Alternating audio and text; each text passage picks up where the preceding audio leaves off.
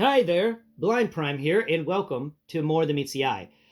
Today we're going to be talking about Transformers Alternators Mirage. Quick update on the HasLab. The HasLab finished last night. The money still hasn't left my account. I'm worried, but it said I have up till 5 days, and no, I do have a confirmation email that states I did buy the HasLab. So I'm just waiting on the money to disappear now, and I'm hoping they can hurry up and do that so I could stop stressing and I can know all that's been put to bed nice and neat and tidy. That would be that's just all I'm waiting on now. Everything else is done. HasLab is complete, and I hope all of you out there who wanted to back a HasLab did manage to get the funding together and back that HasLab.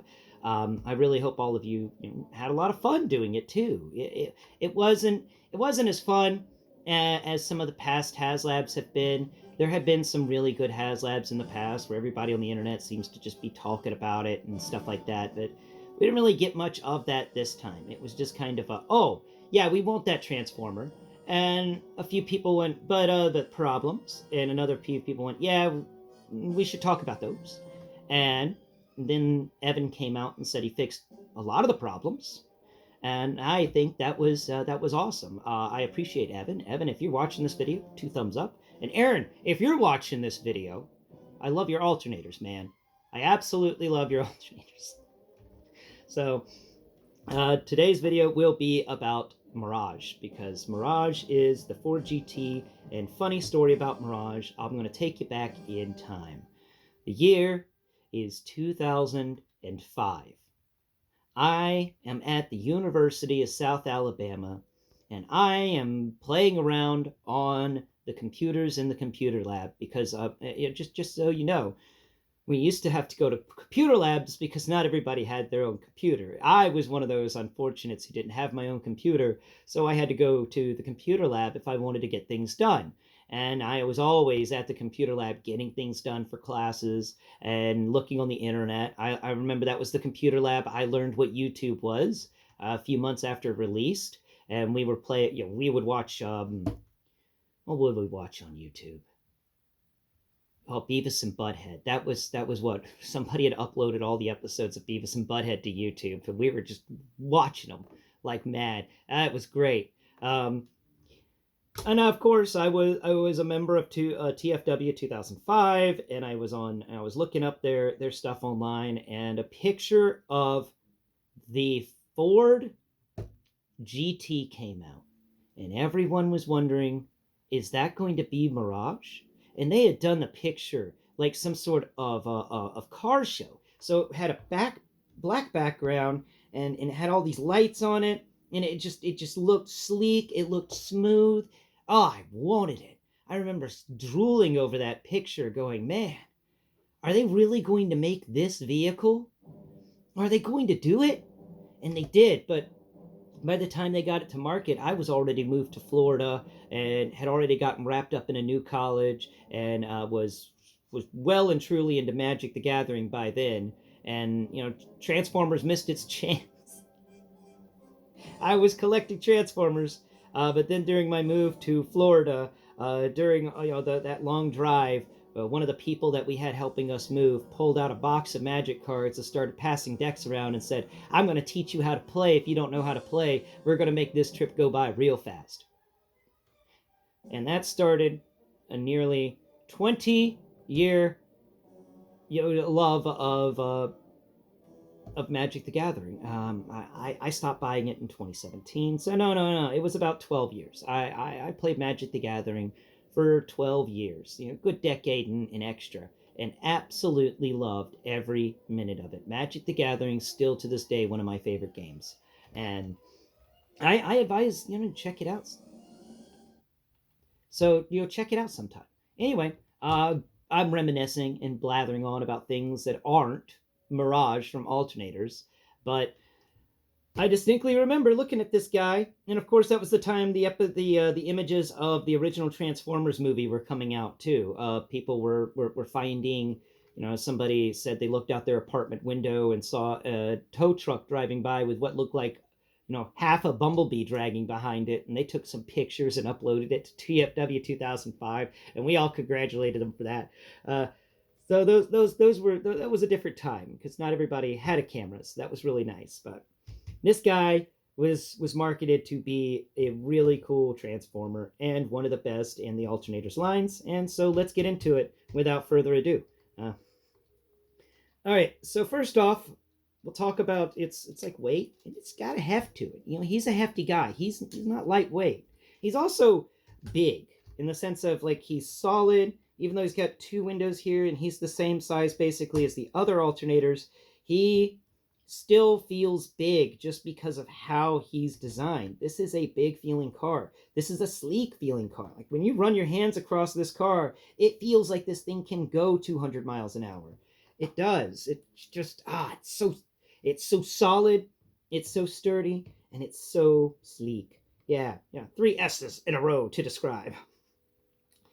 6 if you count the so's. All right, up here at the front, we're going to do our normal stuff where we start from the front of the vehicle mode and work our way back by talking about it. We've got some wonderful little lights on either side. In the grill area, we just have a grill, but that's a big grill. That thing sucks up oxygen, and this engine's going to need that. Underneath the grill, we've got a smaller little bumper, and not much really happening for that bumper. Over here on the side, we have the little sleek, how the headlights don't come back that far, but they do come up on the top of it. So they do come up a bit more. I like how the hood seems to bend upwards just a bit for the wheel. Not really much, but the entire sides are edged upwards to hold the wheels in them. And they didn't do what the Viper did and keep everything sleek to the ground, but then have the wheel bump just be something that comes up. And that's not the case here. It's all straight lines. But that's really, really nice feeling straight lines. Let me shut this door. Or actually, we'll talk about this door here on the side. So the wheel, we've got a decent little hubcap in. That's all right. And inside of that, I believe you will be able to see some detailing of the brake pads. They usually have brake pads under there. Now, over here we have this door, and the door's all right. We got sleek lines going there. We don't really have much happening here because this guy's all about speed, so you're not going to get many lines or crevices in him. Not like how we got with the Jeep Wrangler, because this is supposed to go 200 miles an hour. He's supposed to be on an actual racetrack. He is an actual race car. Now on the side here, we've got this really nice windshield with some good details. I think it's weird, and I don't know if this is actually how they work or not, because I've never actually been around a Ford GT, especially the 2008 6 model or something like that, whatever this one is. And so I don't know if the windshield really folds up over your head like that. I don't think that is. No, that's not the windshield. That's actually the piece of the car that folds up over the head. And it leaves a T. This guy's like a Thunderbird on the top. He's got this fun little T where the roof above each of the passenger, each of the seats heads is removed, and the roof above the center console is still there. And instead of those pieces usually are pop-out pieces. There's latches in here, and you can unlatch it and just pop it out. What they did here is they actually attached it to the door so that you don't ever have to worry about losing your pop-out piece. But that also means that your doors look a little wonky with this piece coming off at a right angle that is designed to slip over the roof. So let's go ahead and shut this door on that side and take a look at how that all blends together. It blends together really nice.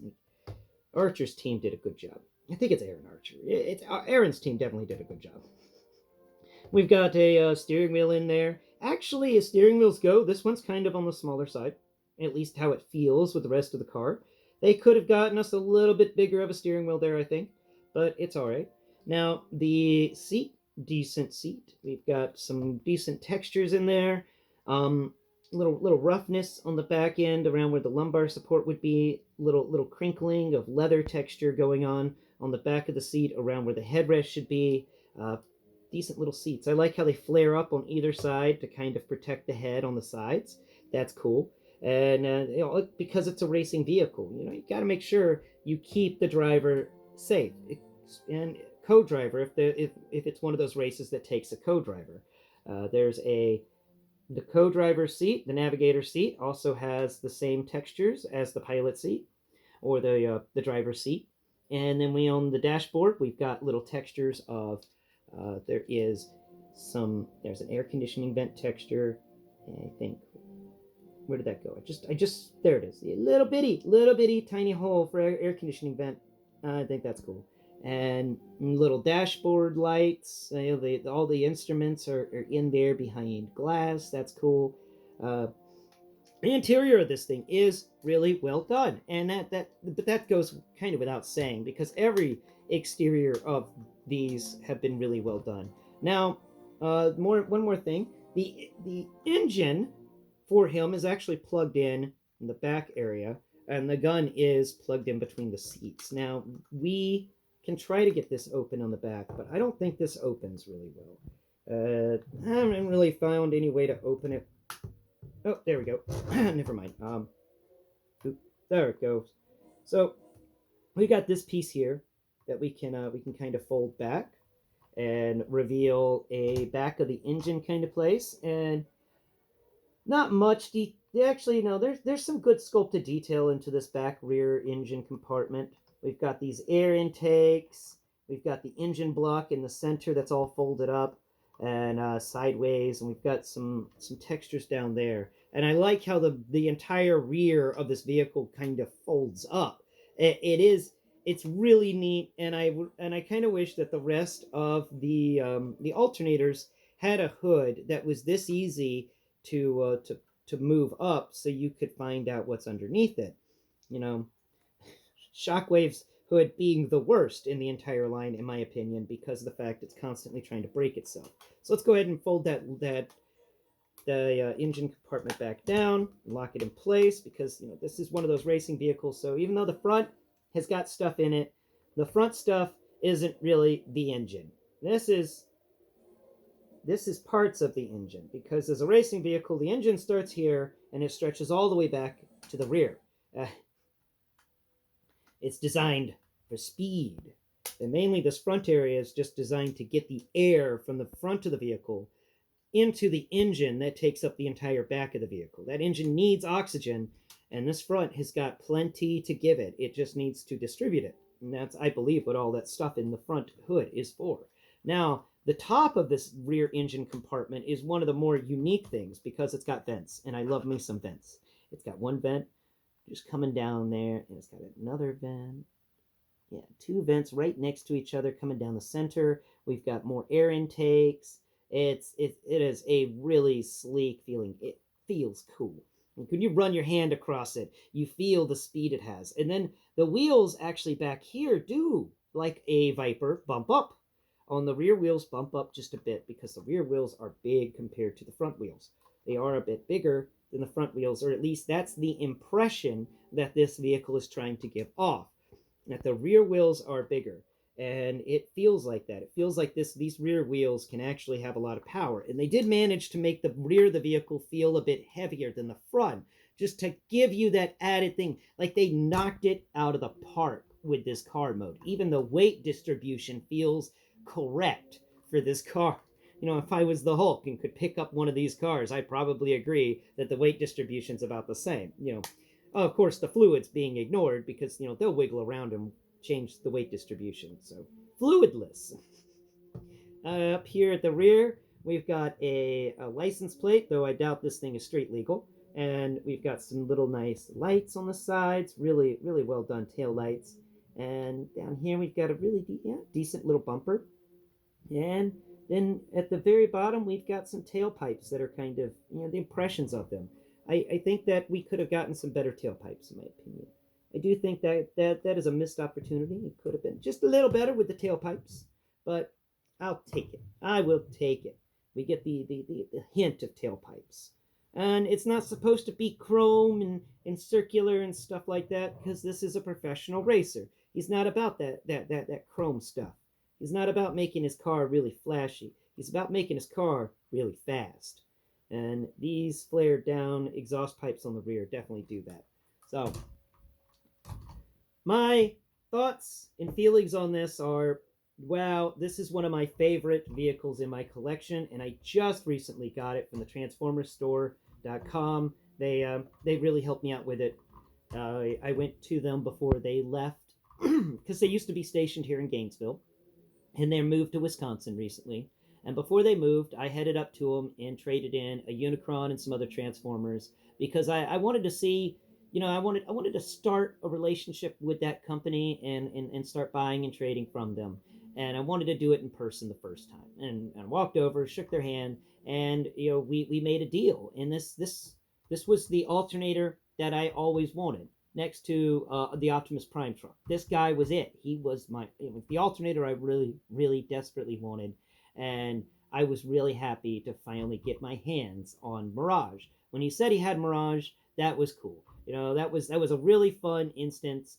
Show up at the store. They're moving things into the back of a Penske truck. They're working because they've got a multi-day drive ahead of them heading to Wisconsin. And I'm chatting up the owner of the store. Me and Ben are talking away.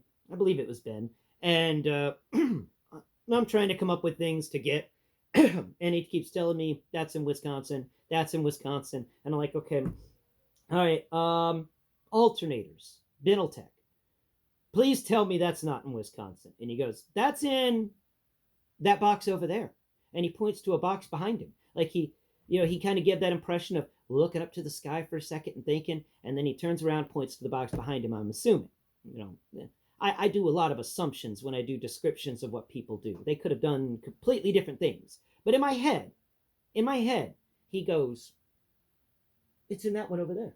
That's what happened in my head. Now, whether it happened in real life or not, meh.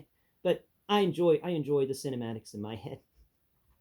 So goes over there. We start sifting through them, and he starts trying to get me to buy the wheeljack from him, and I'm like, no, I know this is the Grimlock body. I don't want the Grimlock body. I want the Mirage. I want that Ford. I'm looking for that Ford. Do you have that one? And he goes, oh yeah, and he puts this guy here, and he also had a metal Jeep Wrangler. We talked about that at the beginning of this series when I went over Hound. And now we get to talk about that store at the end of the series when I'm going over Mirage, because those are the two Transformers I purchased from them that day, and I think I got a decent deal. And I think they came out with some decent stuff too. So I came away happy with it, and I'm very happy with my Mirage. And I definitely will say that as vehicle modes go, this guy gets an S ranking. He is straight up an S ranked vehicle, but we've already talked about that on the series and mentioned that the most vehicles in the Transformers Alternators Beneltech line will be S ranked because they are just superb. They are. He's all the S's. Think of S describers, and except for Snail, and he's it. He's definitely not the Snail. But we don't need to be talking about Uzumaki here. Thank you all so much for watching today's video. I hope you've enjoyed a blind man talking about an alternator's car. The Ford GT is one hell of a cool car, and Mirage was one really fun figure to put in it. Though, honestly speaking, I wish it had been Wheeljack, because Wheeljack deserved a nice race car. He didn't need to be a Ford Mustang. That should have been Wheeljack. That should have been the race car. Thanks for watching. Until next Prime, bye-bye for now.